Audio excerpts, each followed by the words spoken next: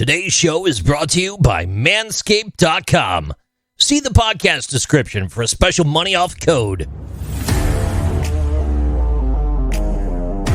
Welcome to the Spurs News Podcast, your home for all things Tottenham Hotspur. Now, here are your hosts. Hello everybody and welcome back to the Spurs News Podcast. I am Sam. Joining me to discuss all things Tottenham Hotspur again this week is my partner in crime, it's Matt. Hey Sam, you okay mate? No, crap. I'm going to kick this podcast off letting everybody know. As I think I talked about the first show back, I got taken down by COVID, the Delta variant, and was not well. I'm now dealing with what everyone's calling long COVID, which basically means I feel okay, I'm doing stuff, and then I overdid it the last couple of days, and I have been rough the last 24 hours. So I'm going to apologise to everyone. This is going to be a shorter show. This is going to be us kind of talking about different things, but it is going to be shorter. We'll be back to our regular show, hopefully next week when I don't feel like garbage. And so take it easy the next week, Sam. That's yeah. That's a rest and relaxation. But we've got to kick the show off. Of course, we are sponsored by Manscaped.com. The good people at Manscaped.com. So they give me a script last week, and as you know, I kind of chucked it, and me and you buggered about for a while. Yeah. So I sent them the link because they asked us to do that, and I kind of thought to myself, they're either really not going to be happy, with what we did, or if people have bought stuff, they're not going to care. Cool. So if you're listening and you went on the website and you bought something, thank you very much. If you haven't yet, why not? Look after your balls, guys. Come on. Laura tells you. Laura, tell them what to do. Trust me, boys. You should look after your balls. But yeah, so I don't overly know what to do because they sent me another script this week, but the guy said excellent with regards to the link I sent him, so I got no idea if this guy's even listened to it. Okay. So I don't know whether he's like, oh, excellent, yeah, here's this week's rap. I'm like, I ain't doing it. I ain't reading out a script. That's dull. Like, you see these more professional podcasts and like, hey, have you done this recently? And I'm like, no, that ain't us. That's rubbish. I'm not doing that. And not just that, Sam, as well, but if you're going to be selling a product talking about balls, I mean, come on, Yeah. give us a little bit of scope for. Yeah, let's have a laugh with it. I mean, jeez. Yeah. So Manscaped.com. If you've not checked that out yet, please do. Check the podcast description. There is a free shipping and money off code. When I looked the other day, because I thought it'd be a funny gift to send to somebody, it actually reduced it by quite a lot. I was quite surprised. What is the code, Sam? If you go onto the website, the code is SN Pod, Spurs News Pod, so SN Pod. But yeah, check the podcast description. It's written in there. Just go onto the website. When you get to the checkout, put the code in, and you'll see it brings everything down and goes to free shipping. But yeah, look after your balls, everybody. absolutely. Speaking of balls, Harry Kane. Balls up or having balls? Yeah. Yesterday, as we record this, which is Thursday, 26th of August, yesterday, Harry Kane, there was a story that broke across several sort of news people basically saying, oh, we understand now that Harry Kane's accepted he's staying. And literally within about half an hour of all of these stories appearing everywhere, Harry Kane tweets himself saying, big thank you to the Spurs away fans. Your reception was amazing.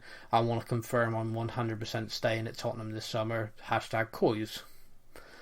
How did you feel about that? Obviously there was an element of hey, but what are your thoughts? I've got to be honest, it was a bit left field for me. I was like, I wouldn't expect it. Whoa, yeah, because about maybe 24 hours beforehand, he posted another picture on social media of him training. Yeah, and it just said something like getting strong or something. Yeah, no, working hard. That's it. That's the word. Because I replied on a move to Man City. Yeah, I think I did something similar.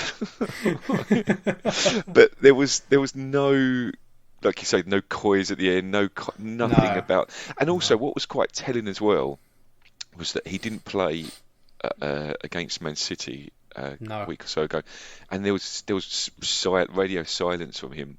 Was there? Yeah. He wasn't playing. I appreciate that, but yeah, normally he does. You know, if he's at home and he's watching on telly, if we got a great result, he's normally the first to be like chomping at the bit on social media. Yeah, I mean, I still remember a video of him going nuts, shouting, "Come on!" That's right. Beat a team whilst he was injured. That's right, because he's normally like he'll put a picture of him watching it at home on television or something. Yeah. So it just completely threw me, and I don't see. There's part of me, like you look at the comments and there's lots of happy Spurs fans, and don't get me wrong, like I've said every time I get the opportunity to, Spurs are a better club with Harry Kane than they are without Harry Kane, so I'm not going to deny that. But there's just something that just doesn't feel right. It almost feels like, sometimes you hear about these things where someone, they'll say, parents say to their children, if you get a text, put this word at the end so I know you're not being forced to say this. You almost feel like, put a little code in, Harry, so we know that you're not being forced to say this, because it just doesn't feel right. I said I think it was my brother yesterday, because he said, "Oh, how do you feel now then?" Because I've been kind of in the camp of he's dead to me. And I said, well, let's put it this way: Tottenham are better for having a 20 to 30 goal a season striker in the side. So 100%, we are going to have a better season because of him staying. But the affection I had, the kind of he's one of our own, all of that, I mean, that's gone for me. Yeah. It's dead. There ain't no getting that back. And I saw loads of people yesterday just absolutely fawning over him, and I'm like, I don't get it. This guy, with games left in the season last season, did an interview basically, I'm leaving, which he should never have done. It was just completely unprofessional. Really, really a dick thing to do. He then didn't show up for training. And I've seen loads of people, I think because it's Harry Kane, I've seen loads of people try and justify things and make excuses.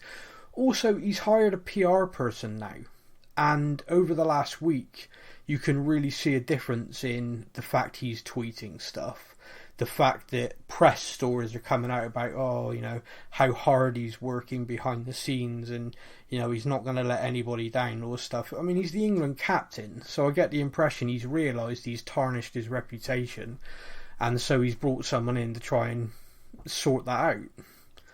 But it's all a bit fake. It's all, I've seen, like I said, I've seen people, I think because it's Harry Kane, just like, it was a misunderstanding, he didn't not show up, he tweeted that he would never refuse to train. You're right, he didn't refuse to train, he refused to show up to do all the testing. Yeah. And if there was a big misunderstanding, and if everybody went, oh yeah, this is a big misunderstanding, why was he fined 2 weeks' wages, which has been confirmed today? Yeah, absolutely. So the guy just didn't show up. He's handled this terribly. Him, his brother, his agents or management or whatever have handled this absolutely terribly. They did that interview with games left to play last season. They spent the summer basically trying to make the move happen. They then acted completely unprofessionally when they were supposed to return, and they've been completely called out and caught out. And now you've got a situation where Man City aren't going to pay for him. Is it true? Because I know you've mentioned it, and I don't know if you've put it on any of our social media, but is there any confirmation of the offer that Man City? Because I'm reading a lot of it being 75 plus 25 add-ons, which is pathetic, isn't it? Yeah. The original discussion was around about 70 million plus loads of players. Then Man City were basically like, have all of these players, and Tottenham were like, no, we're not interested in any player swap, none of that interests us. They then went to 75 plus 25 and add-ons, which got rejected and laughed at. And my understanding is the final offer was 100 million plus 20 million in add-ons, and Daniel Levy refused to even discuss it with them. Do you know what? Right, look, I know everyone's got their opinions of Daniel Levy, and I'm glad he's done what he's done in his ground. But all you have to do is look at what's going on with Mbappe at Real Madrid. Yeah. Now, I appreciate Mbappe's got 6 years on Kane. Yeah. Okay. Yeah. But what Kane has on Mbappe is Mbappe's in his last year of his contract, and Kane's got 3 years left. Okay. Yeah. Yet Real Madrid have had an offer of 150 million euros rejected. Right. They've had that rejected. PSG like no, and he's in his last year of his contract. Yeah, Kane's got 3 years left, and I would argue that Kane and Mbappe are going to probably get, they're going to get you the same amount of goals. Probably, if anything, Kane will get you more assists, you know? Probably, yeah. It's unreal. No, I agree. It's unreal. It's mad. I mean, and when you think about the fact they spent 100 million on Grealish, now Grealish did have a release clause of that, and Aston Villa weren't going to entertain an offer lower than that. So, but they spent 100 million on Grealish, which basically means they prioritised that, but the overarching feeling appears to be that they felt they were going to be able to get Harry Kane cheaper because he was pushing so hard to move. And the feeling is at Tottenham is that when players really kick up a fuss and demand a move, Tottenham do sell them. Yeah. What they didn't seem to factor in is that Daniel Levy, whenever he has had to do that, gets the most amount of money. You know, think how long it took Real Madrid to agree a deal. You know, he had them for joint marketing stuff, a partnership. He had them pay a world record transfer fee. He had them wait till the last week of the window so we could basically buy players first so people didn't know we were rolling in money. Yeah. He had him over a barrel, and you know the deal went through. Berbatov kind of forced it, and Alex Ferguson described negotiating with Levy that day as like having surgery. But you know, Berbatov forced that move that day by just going there and basically forced it. But Levy was like more than happy just to say, "You pay this." Or no. He comes back, yeah. Yeah, he sits in the freaking reserves. I don't care. And what a lot of people seem to what a lot of people don't seem to factor in is he came through our academy, Kane. He cost us nothing. I know the academy cost money, but we never signed Harry Kane for 50, 60 million, and now we're getting a chance to double our money on it. So if Harry Kane leaves in 3 years' time for free, then we've had a decade of 20 to 30 goals plus. Yeah. So Daniel Levy's whole stance on this is, fuck you. Yeah, well, don't need... Yeah, I don't care. And this whole gentleman's agreement thing, by the way, is just hilarious. So Harry Kane's camp put this out a lot. We had a gentleman's agreement. I think I said this on the podcast. Number one, if you genuinely thought you had an agreement, you could leave. And I mean genuinely.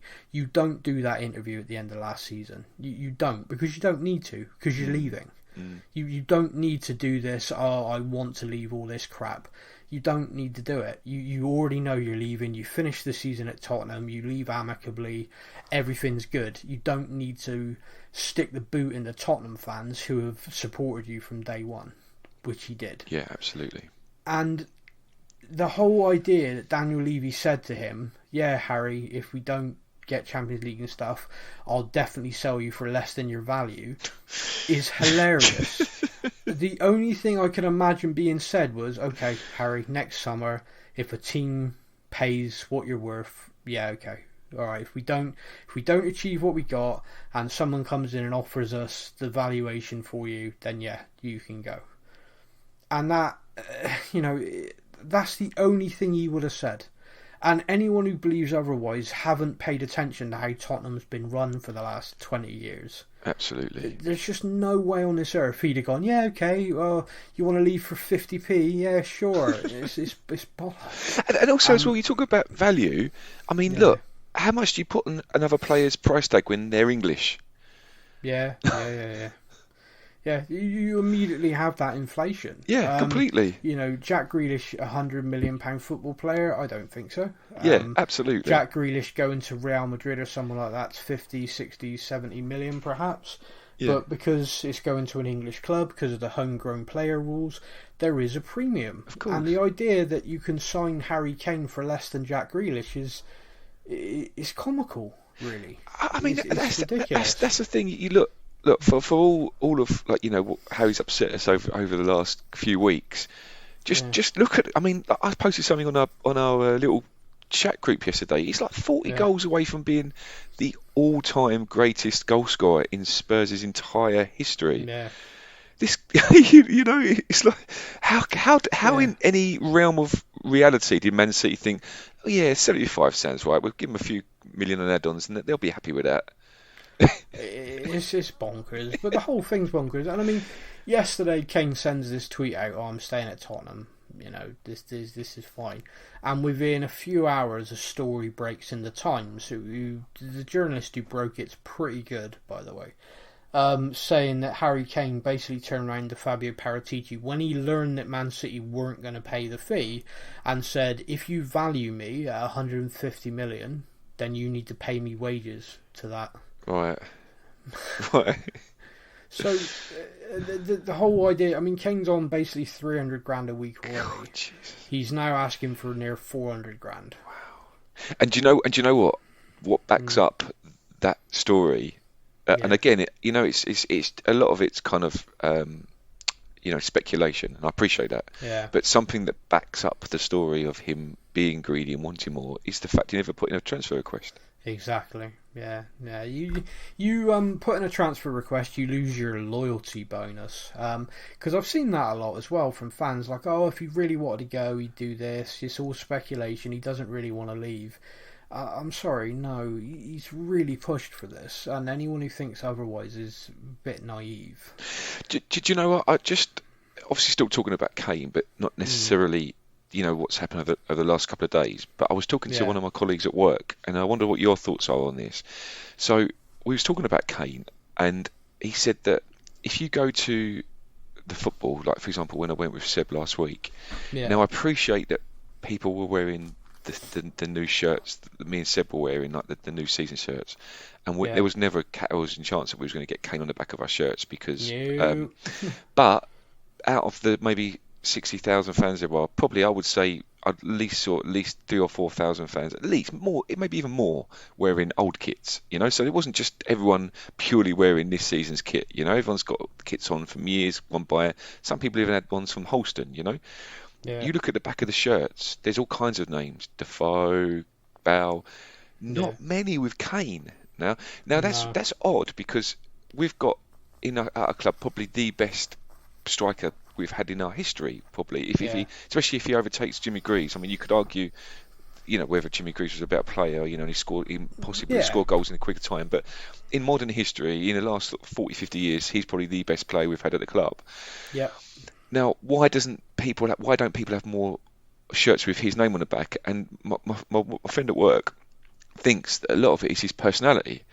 Now you say you look at a good example I'll always go to is someone like Ibrahimovic, for example. Yeah. Ibrahimovic was a world-class striker, wasn't he? I mean, that goal he scored against, funny enough, it was against Joe Hart, that overhead kick from outside the box. It's ridiculous. Like, that guy was arrogant, very, very arrogant, but just had the charisma to go with it. You look at what that guy won, trophy-wise. Yeah, I'd never get Ibrahimovic on the back of a shirt. It'd be too expensive. There is that. Paid by letter. But I don't know. I think possibly. I mean, we've discussed the fact that Kane's never showed up in semi-finals or finals. I wonder whether it's his personality that I think sometimes a player can have world-class ability, but if they don't have the personality to match, it's almost like you look at players like Messi, Cristiano Ronaldo, those kind of players. They would have. I feel like they would have won trophies, whatever club. And I mean, don't get me wrong, I'm not going to extremes. I don't think they would have won a trophy that had gone to Milton Keynes Dons, for example. Right? Yeah. But they're players like that. They've got the charisma to match their ability.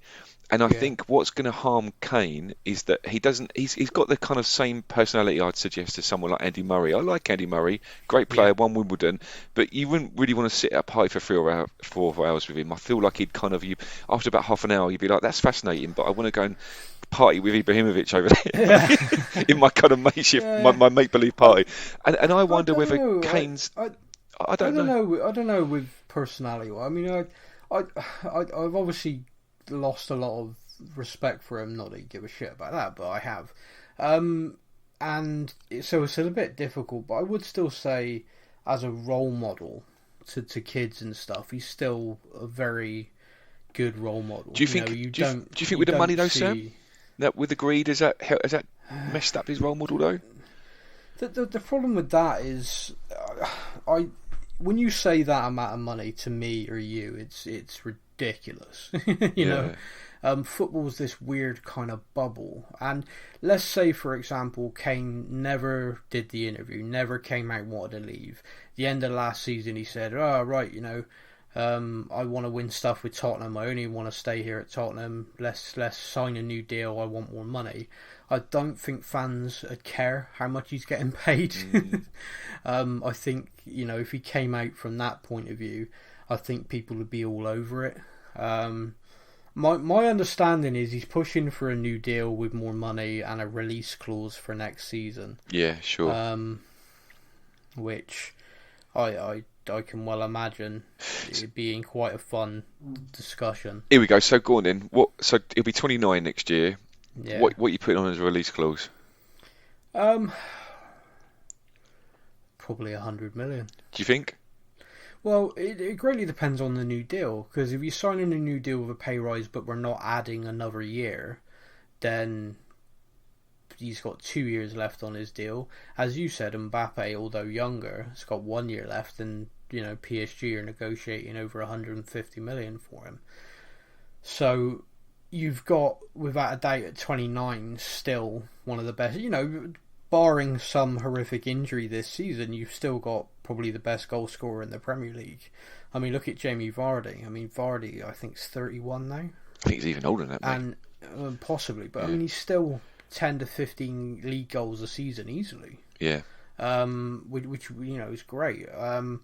Kane, I think, because of the nature of his game, he doesn't rely on blistering pace or anything like that. He just arrives, you know, he sort of times it, a bit like Sheringham in that regard. Yeah, I was going to that.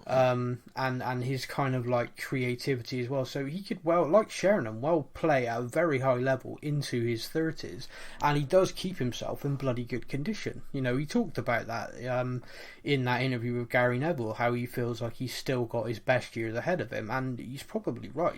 Yeah, you talk about, Sam, you talk about his contract. So if his contract runs out when he's 31, and he goes for nothing. So we've had him for 10 years, because 2021 was when he kind of made his breakthrough, wasn't it? Basically, yeah. So 10 years, like you say, you haven't had to pay anything for him. Nope. Don't get anything for him back, but he's 31. Yeah. Okay, he's broken all the records. He's Tottenham's highest goal scorer by far. Never going to probably be reached again by any player. You know, well, you know, Dane Scarlett by that point will already be well on his way. There you go. Yes. We've had 10 fantastic years of Harry Kane. He's 31. Yeah. He's probably I've just looked it up. Jamie Vardy's 34. So even 3 years in the future after he leaves us for free, he's still going to be in a place where Jamie Vardy is now. Okay, probably playing for a team somewhere that is winning trophies, whether it is Man City or whoever it is at that point. Yeah. Would we be upset as Spurs fans? You know, no, I don't think we would. I don't think so. But this is the thing. Like when it became clear he wanted to leave, he actually had the vast majority of Spurs fans on his side, because the anger was at Levy and Enoch. Yes, the anger was at the running of the club, because we've all watched it. We've all watched since Mauricio Pochettino begged to have the squad. You know, begged to have signings, begged to have, you know. He said it needs to be a painful rebuild. We need to sort this out.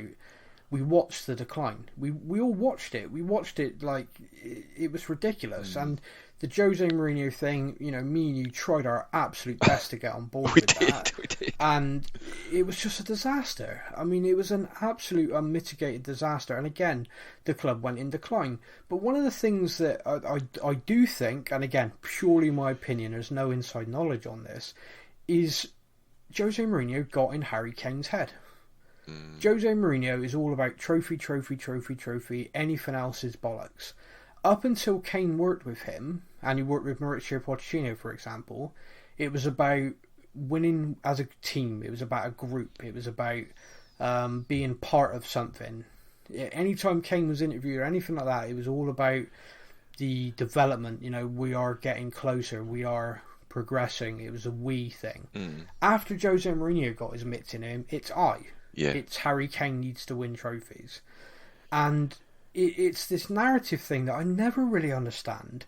It's pushed by everybody in football, you know, all of the press, all of the pundits and everything like that. I don't get it. I've never really got it. And a friend of mine's a Chelsea fan, and I was talking to him about it, and he said to me, because he supported Chelsea back when they used to have you know, a bucket come round at half time so they could fix the stands. You know, Chelsea, a lot of people just don't realise how messed up Chelsea was before Roman bought them. But anyway, he's been a Chelsea fan for a long time, and like he said to me, he said it's weird. He said, because I remember being at that club where we were never going to win anything.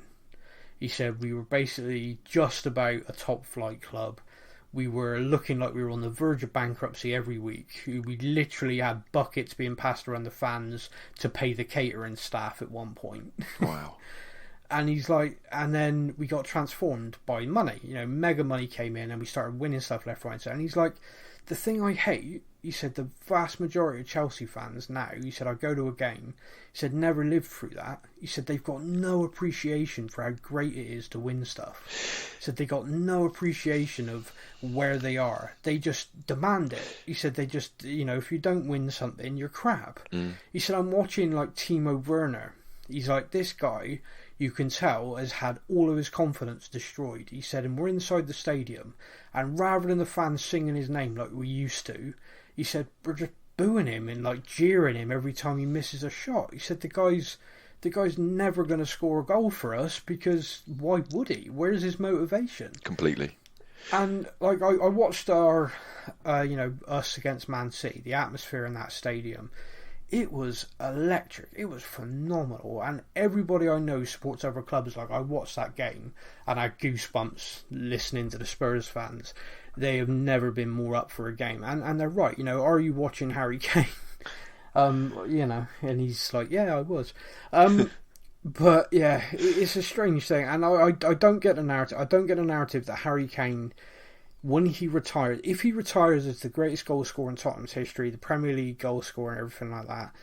Because someone said to me about Alan Shearer the other day. It's like, oh, Alan Shearer won the Premier League with Blackburn, but then went to Newcastle and won nothing. And that's what he's remembered for. I'm like, no, it's not. No, not at all. Alan Shearer is the greatest goal scorer in Premier League history. That's what he's remembered for. Like, for me, that's what I remember Alan Shearer for. And they're saying, like, oh, you know, if Spurs had won something earlier on, then maybe Kane wouldn't want to leave. I don't know. I think Jose's got in his head.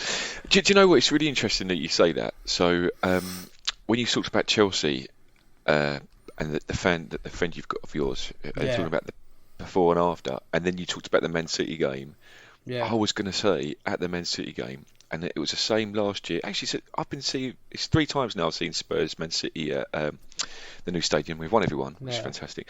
But their fans are dreadful, mate. They are dreadful. They let me think. Right, so in the whole 90 minutes of the game, I think I heard them chant once something about Harry Kane once, and that was like late in the game, and that was it. I genuinely, if we'd have all been quiet, you wouldn't have heard you'd have had a penny drop in that end, you know, and yet, and again, I'm sorry for people who listen to this long term. I know I have mentioned this before, but you get fans in, like, for the Newcastle fans, that like even all the other London clubs like West Ham, Chelsea, you can't shut them up, and it's so irritating. Yeah, I know.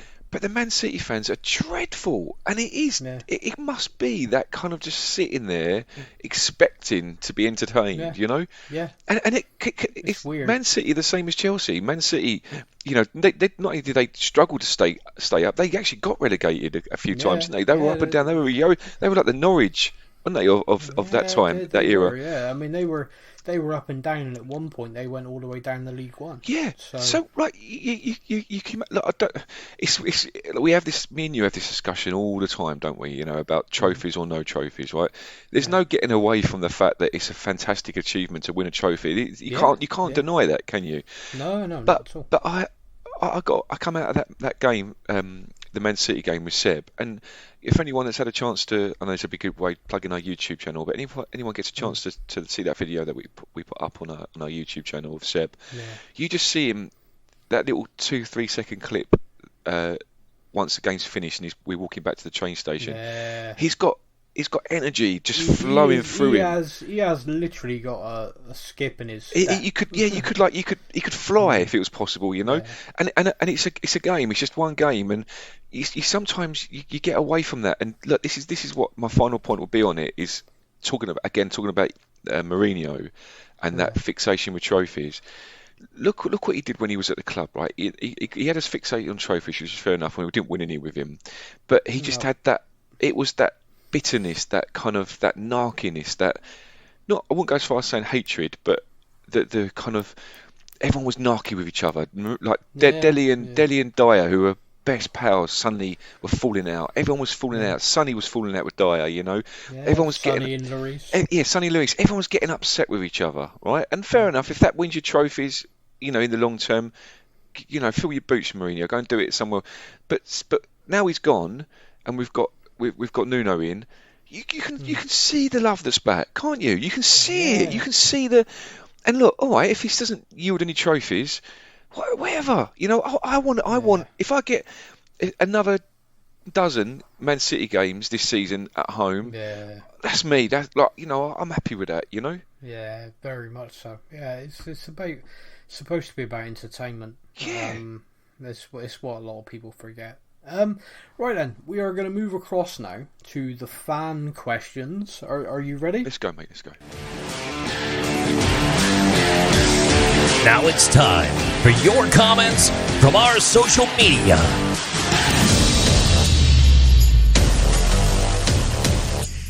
Right then, we're starting on Instagram, and on Instagram we have MPHO_LetHacky11.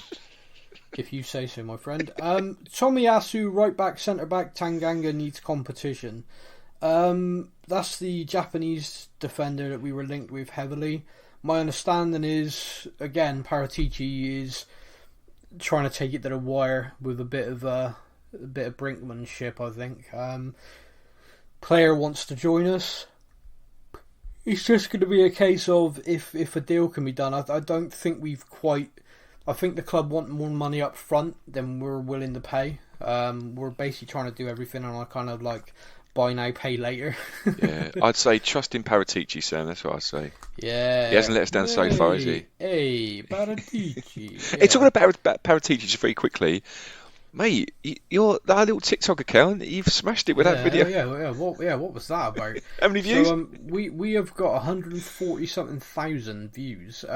We've got a TikTok account now. If you're like me and you're older and you're thinking TikTok, what?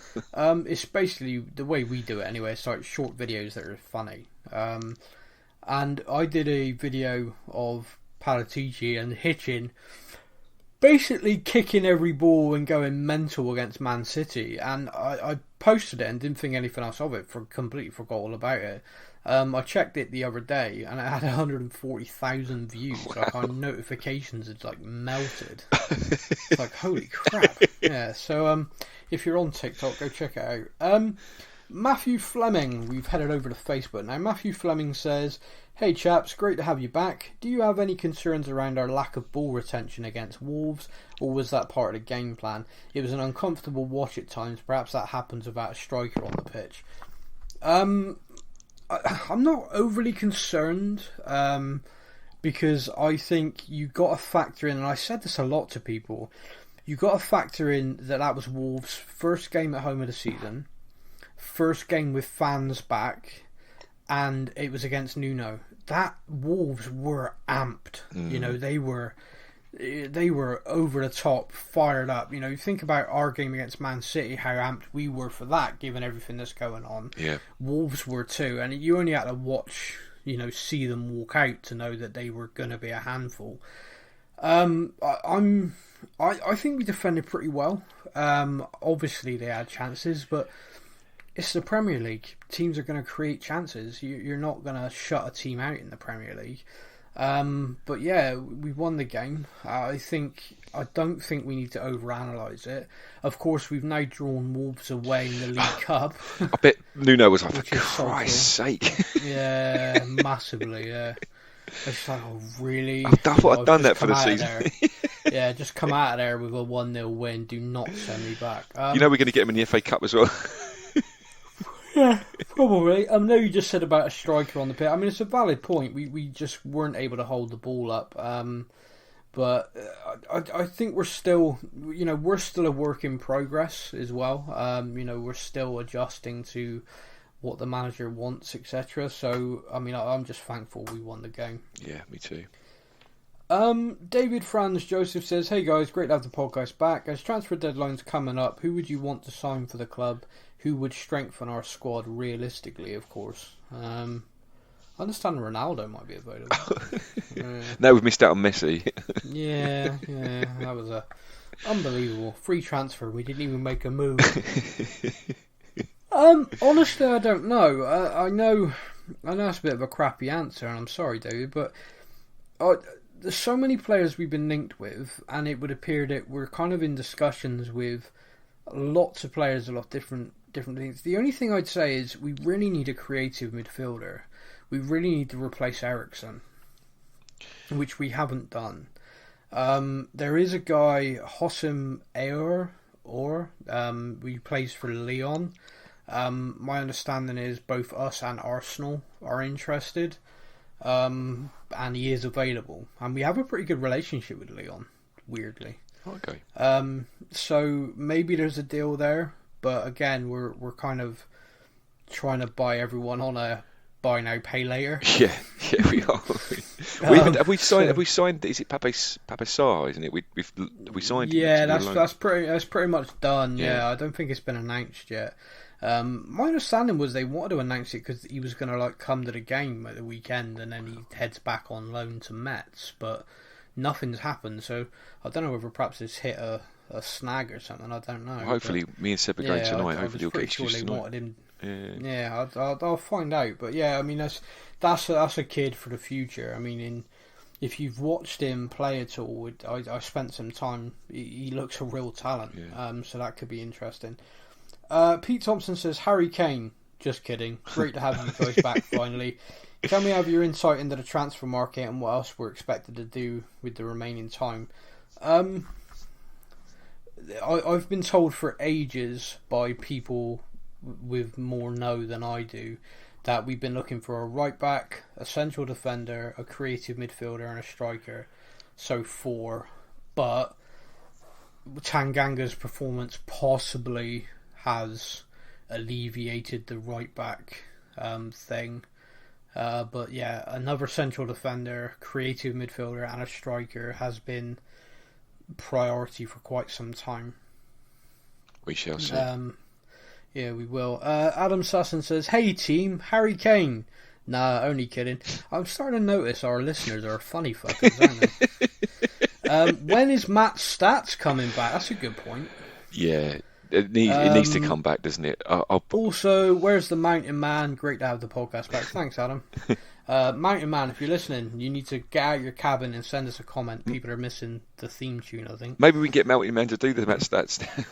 No, you can't have mountain stats. It's got to be Matt stats. Mostly because I got our voiceover guy to re-record the jingle. He'll be back. Paul Reed says, why are the media so focused on unsettling teams' players' preparation for the new season? The eternal conundrum. I've got an answer for that, and it's probably a far deeper answer than you were looking for, Paul. But I think it's 24-hour media. you think back to, I don't know how old you are, Paul, but I mean, I'm 38, nearly 39, and when I was younger, you had the news in the morning, you had lunchtime news, you had 6 o'clock news, you had 10 o'clock news, that was it. And at some point, news channels became 24 hours, and sports news became 24 hours with the launch of Sky Sports News. And the minute that happened, they needed content. And what's the best way of content? Just make shit up and talk transfers all the time. If you go on Sky Sports News, I guarantee you the vast majority of the shows on there are transfer this or transfer that. It's just the 24-hour news. You need content, so you create it. And when it comes to unsettling players and stuff, agents have utilised the fact that there's a 24-hour news cycle now, and yeah, there you go. I bet they were That's a far gutted. deeper answer. I say I bet they were gutted when Harry Kane tweeted. Oh, mate, within 3 minutes, they'd analysed the fact he said summer and said, we're going to be talking about this in January then. And then within 5 minutes later, they were just saying, well, even if it's not January, it's going to be next season. So all it's done is prolonged the thing. Just shut up. Michael Joseph says, where do you think we'll finish this season? I think we're definitely going to finish in the Premier League. I'd like to say top 4. I personally think, however, that the 2 Manchester teams, Liverpool and Chelsea, are a step above us. As much as I hate to say it, they are. So if we get lucky, top 4. If not 5th, I'd like us to be right up there. What about you? What do you think, Matt? Yeah, potentially. I think we could potentially, if we carry on. I mean, I know we had like a fairly strong start last season and it sort of tapered away. But if we carry on and stay strong, then I think we could nick 4th. To me, at the moment, the way West Ham are playing, I think as long as we just finish above them. Yeah. That's what it's got to, hasn't it? That's so dark. I'm hoping the fact they're in Europe this year is going to cock them up. Please. But, yeah, Dean Bernard says, is there any news about the naming right to the stadium? Weirdly, about a week ago, there was this really strong story coming out that a deal had been done, and then nothing. It's like total silence. And I actually checked on it myself the other day, so I was thinking, I wonder if, perhaps Paratiti's spending some money because we're going to announce this deal soon. But nothing. No, it's like it's vanished. So, no. Wow. To be honest with you, Dean, it's weird because Daniel Levy's been focusing on it. We literally appointed a director who came from the NFL, and all he is a specialist of is doing naming rights for stadiums. And nothing. It's bizarre. I don't know. The story that was around was that a deal had been done with an American company and it was going to be announced, and then silence. So, I don't know. Very odd. I'll see. I'll check with the people who were talking about it and see. But yeah, it was really bizarre. Robin THFC Milner, again, great middle name for a Spurs fan. Now Kane says he's staying. Do you think it will help attracting better players? I do actually, yeah. I think there are some players who will look at the fact that Kane's going to be leading the line and think, oh, that's good. I can, that's good. Alpesh K. Patel, hello my friend, he says, so Mr. Kane is staying. Does that mean the same blunt option up front when things don't go well, when we need to get over the finishing line? Have we ever got 2 strikers in tandem working together like Keane, Berbatov, Sheringham, Klinsmann and so on? Or would you put Sonny as his competition but plays wide? Has the club neglected the centre forward position for 7 seasons and still doesn't have a long-term candidate? Will we ever get someone on a par or similar level as a top striker, a team enrichment still back then and still now? It's a difficult thing because you aren't going to be able to sign a striker on the same level as Harry Kane, because I think there's probably 3 in the world who are. But you definitely can, if you want to play 2 up front. I think Kane and Son are fantastic options. I think they play well together. I think Sonny is great in that role. He's great from coming out wide as well. But yeah, I don't know really. We don't really play with a strike force anymore. Years ago I remember Harry Redknapp and we had Defoe, Bent, Crouch. Pavlyuchenko. Yeah, Pavlyuchenko. We always had 4 strikers. I think perhaps Tottenham fans are just so kind of like, we need strikers. I don't know. Tony Ridgway says, just a thought. Sometimes during games, throw-ins can take forever. Do you think it might be an area where a time limit of only 20 seconds to take a throw-in or lose the ball would help speed up the game and be more enjoyable for the fans? Yeah? Yeah, I've always said, Sam, I know I've said this before, but what they should do is just do like they're doing rugby, like just when the ball's not in play, stop the clock. Yeah, and then maybe play. Yeah, I think it works out 30 minutes or 60 minutes is normally how much the game is actually played. So make the game 30 minutes each half, and then just whenever the ball's out of play, just stop it. Like when the goalkeeper goes to take a goal kick, don't start the clock again until he kicks it. Yeah. No, I'm not against that. But yeah, Tony, it's not a bad idea, like a shot clock thing in basketball. Yeah. Ryan Miller, how long did it take you to convince Laura to do this season's voiceover OnlyFans? It took a lot of convincing, actually, and then she's been replaced after 1 week because our voiceover guy's back. So I told her, and I said, like, don't take it the wrong way, please don't hate me, and she's not spoke to me since, so I don't know. I could be in trouble. It might be the fact I said she would turn 50 last week when she actually turned 40. So yeah, that possibly is more to the point of why I'm in the doghouse.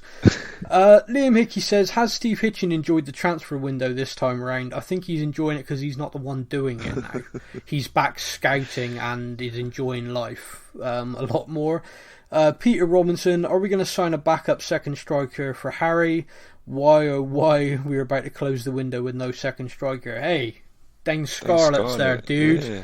Captain Scarlett. Hopefully me and Seb will get to see him tonight play. I've heard a rumour Kane's going to start. Oh, really? Yeah, 45 minutes at least to give him more time in the legs. Okay. Yeah, that's the rumour I've been told, sir. Shane Ball says, all I hear is Spurs want to sign another striker to play with Kane. So where is he? Son is not a striker. We could still... I think Son is, but okay.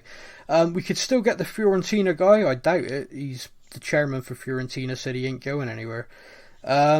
We'd like to... I want to see us play with a strike force. See, Shane's there. Shane wants the strike force again. It's a very Tottenham thing. It's like, I want 2 strikers at least.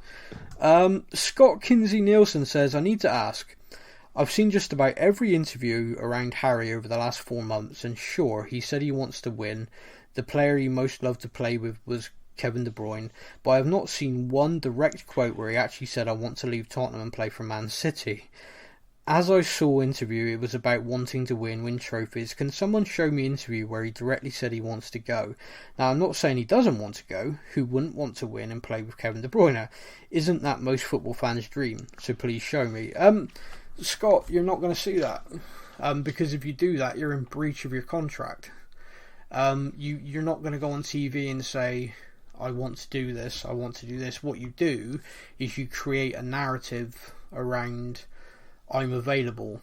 And what he did with the interview, for example, I know you said you've watched it, was he basically said that he didn't see himself staying at Tottenham for his whole career, which was a pretty clear indication of I want to leave. I want to play with Kevin De Bruyne. He's my favourite player. That's kind of a big, hey Man City, come get me. And Man City needed a strike. It doesn't. I appreciate what you're saying, but point to me any player that's ever done that. Point to me any player who has literally gone on TV with an interview and gone, hey, I'm under contract with Man United, but I'd like Real Madrid to buy me. They don't, because that would breach their contract, and they all get paid stupid amounts of money and have loyalty bonuses and stuff wrapped into it. It's why they don't put transfer requests in. I'm fortunate, I guess, that I've got certain people who tell me things from the club, and I've known for quite a while that he was working very hard to leave. I mean, just the fact he didn't arrive back in time. I mean, that's all of these things. You don't need to come out and directly say it for it to be true, and his actions have like I said right at the start, it's kind of tarnished him for me. Not that he'd care, but that's the reality. Yeah, agree, mate. Okay, that's it. We're going to wrap things up there. Big thank you to everybody for listening. Hope you've enjoyed the show. We will be back next week, where hopefully I'm feeling less garbage. And enjoy the games in between. We're playing tonight against a team I still can't pronounce. Paco de... I just think of the chocolate. Yeah, we're 1-0 down, so hopefully we sort that out tonight. Yep. Because otherwise we're out the Conference League straight away. Some people would be happy about that. I personally think for the club's finances we need to be playing European games, even if it's the Conference League. And then at the weekend we got Watford at home. I'm guessing you're going to be at that one as well, my friend? Unfortunately not. I'm working. I've sold my ticket on Ticket Exchange. No. Seb wasn't happy, but we're going tonight. Oh, so. Man. Oh, yes. Seb, every right to be angry. All right, my friend. We'll be back next week, everybody. You take care. Take care and get to bed, mate. Thank you for listening to the Spurs News Podcast. We hope that you enjoyed the show. Stay up to date with all things Tottenham. Follow us on social media. All links are in the podcast description.